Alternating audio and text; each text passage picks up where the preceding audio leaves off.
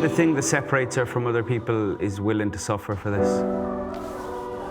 If anybody ever says you can't do that, Katy will do the opposite and she'll definitely do it. She'll always prove you wrong. There was no stopping her. She lives her life like an athlete. She holds herself like an athlete. She gives 100%. The amount of injuries that she's had and just rehabilitated from and come back from them to put herself on the podium in World Championships and in European Championships is incredible. Like.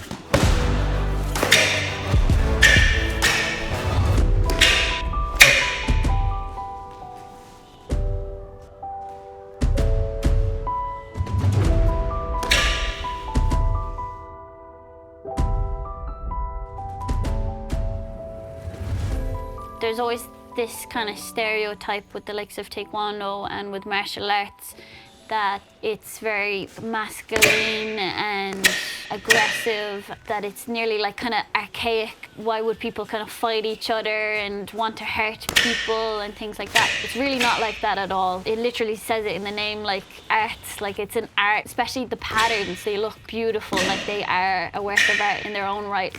Taekwondo is so disciplined. You come in, you stand with your hands behind your back, you bow. The way the class is structured, people are in their lines, they're working together. A lot of the training is very tough, is very intense. And that mix of the mentality and the discipline and the severe training, they really build the character in a person. You might see only one part of it, but there's so many different aspects. Like there's so many different types of people that do Taekwondo and that love it and stay in it for different reasons. You can become a competitor and you can compete for the national team. You can become an instructor and teach other people. You can go into the technical side of things. You can become a referee. And we have like a female referee now that goes into international competitions and she travels around the world.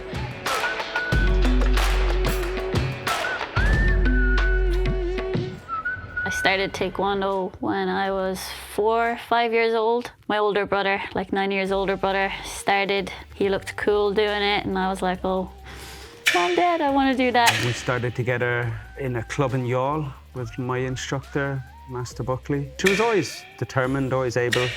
I can remember being a little kid beating the hell out of some other little kids. She was always a little toughie. Having my brothers play with me kind of like a bit more rougher than I suppose than the average girl might play, I suppose like had a huge impact on me in the sense that when I went to Taekwondo, it's like, oh, wow, I can be good at this. Like it was finally something I could be good at with their help and stuff. Like I excelled a lot faster than everyone in the class, really, male and female. When we work together, sometimes we can be absolute synergy. We can be moving absolutely perfect together. And all it takes then is a little bump and we could be giving out to each other and shouting at each other. But that's brothers and sisters, isn't it? That's family. We have something to do together. Do you know what I mean? A lot of siblings don't share anything. Do you know, we can share this. We've always shared it from our whole life. I think that's a great thing.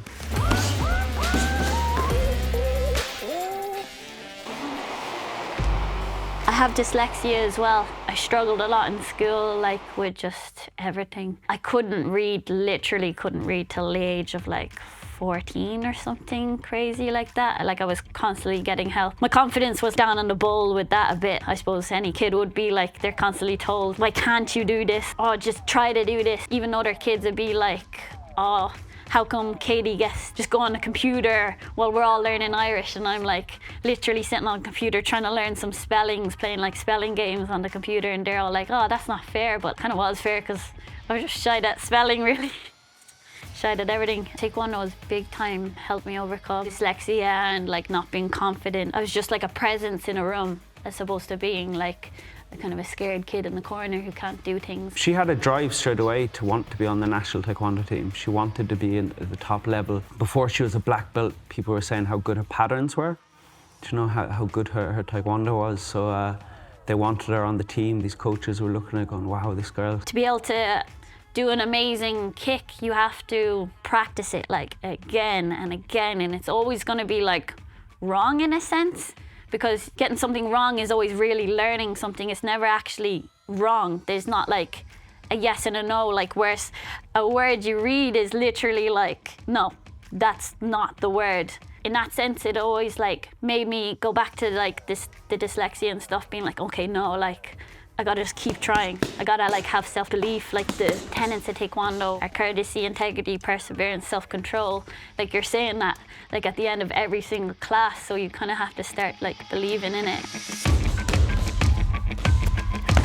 Some people have that fire that they won't accept losing, they won't accept stepping backwards, they won't accept being put down. Do you know? And I think Katy embodies that really. She embodies a person who just has never given up, never quit. When I was, I'd say from the age of 11, 12 years old, I was getting like a bit more serious with my Taekwondo training, but I was also doing many other sports on top of it. And I was like getting these crazy like swollen knees, not just like a little bit of swelling that you can touch in, like I mean like footballs on my knees basically. I'd go to the doctor and the doctor would be like, you've told me what you do in Taekwondo, you're obviously just overtraining, working too hard and this. And I was like, no, I'm really not. I'm doing the same as everyone else. Like it makes no sense. It'd be a constant battle of like, here's some anti-inflammatories, don't do anything, rest, sit down, literally don't do anything. When we were first on the Irish team together, I actually didn't know that she had any problems because she was so quiet about it, and she was really good. Like I never knew that she had arthritis. I think it had come up when we were a bit older and somebody had said like, oh, like some needles she had to take or something, and I thought she was on steroids or something like that. It was just getting worse and worse every time a flare-up would happen. I literally like could barely walk. It was just painful to like move. They brought me down to the GP, mum and dad. I don't even think they rang. They were just like, this is crazy, like what do we do? I went in there and there was luckily a locum doctor in, a really nice lady. She was like, oh my God, this is just horrible, like what's been going on with you? And I was like, I don't know. And she was like, look, let's just drain the fluid off your knees. She's like, it's going to be really painful, but it might give you some relief and we can send a sample of the fluid to get tested. And I was like, yeah, okay, cool. But oh my God, it's so painful, and I swear to God, I've had a lot of bad things happen to me in my life. It is the most painfulest thing ever. I don't know why. It's like a different type of fluid. A good few weeks later, it comes back and they're like, oh, actually, you've got arthritis. And I'm like, what? How do I have arthritis? That's like for older people. Isn't that like what you get when you're like 60, 70, 80 years of age? You can't move your fingers and stuff. And then they were like, oh no, it's like a child form. It's called juvenile idiopathic inflammatory arthritis. But all that time when she was in pain, when her knees hurt, she was still willing to train.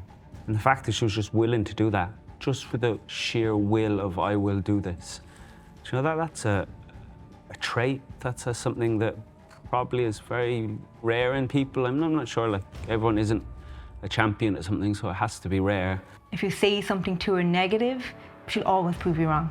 Like, there's no doubt in my mind, like, she's just the most determined person. So if anybody ever says you can't do that, Katy will do the opposite and she'll definitely do it. So there was no stopping her. It was kind of relief to know that I had the arthritis and that I wasn't going crazy. I could understand what was happening, like that I wasn't overtraining, that I wasn't overdoing things compared to other kids. So many times you can fall and you have to just keep getting back up again and keep trying again. Because that's literally what Taekwondo is all about. That's literally what martial art is all about, is that like you have to just keep trying. There is no I can't, it's only I can try.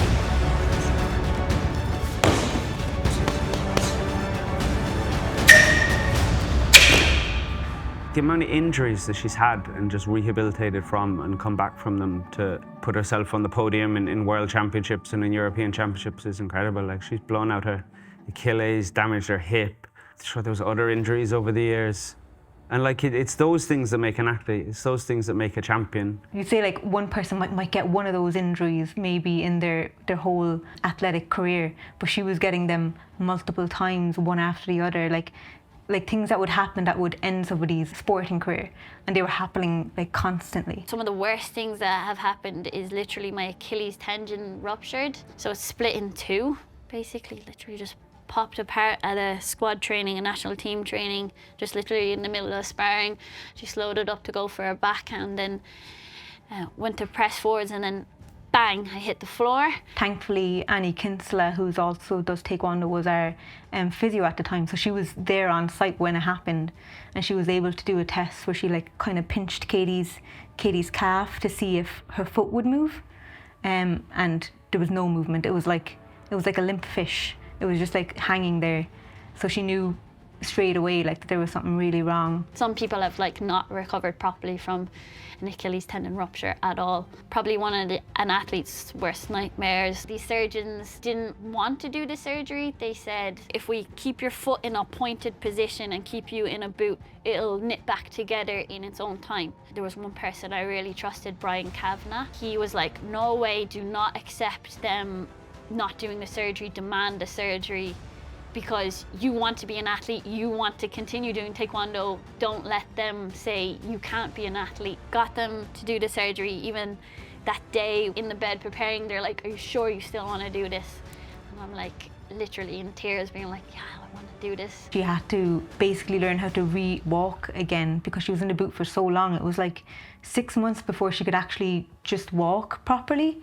And then it was like up to 2 years before she could actually like bounce around normally like she would. Like she's a very dynamic fighter and very springy, like very fast and dynamic is what her usual style is. And she had to kind of come back and reassess how she was gonna fight from then on.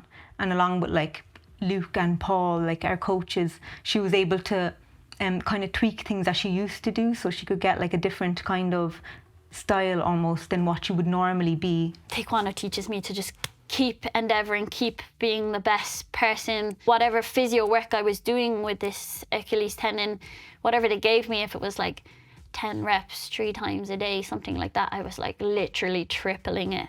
Because like I was like, there's no way I'm letting this happen where I don't get back to where I was before. She had to do a lot of punching and just walking for a long time.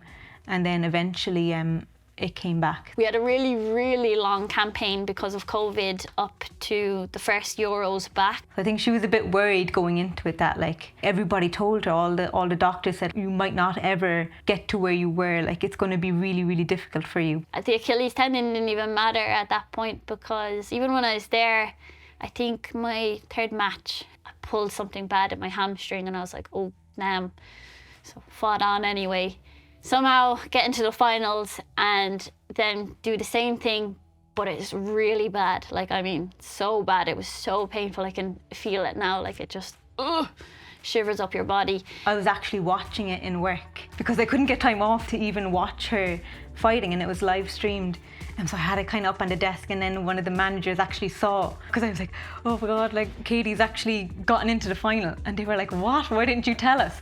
So actually like the whole lab kind of stopped for a second. It was quiet enough anyway that day. So they all stopped and were like cheering for her. Taekwondo just makes you kind of be really resilient and adapt to a situation really well. I'm actually super calm under like pressure because of that. So she literally went from maybe a 2 or 3 year period of injury, recovery, almost a worse injury, and then recover again.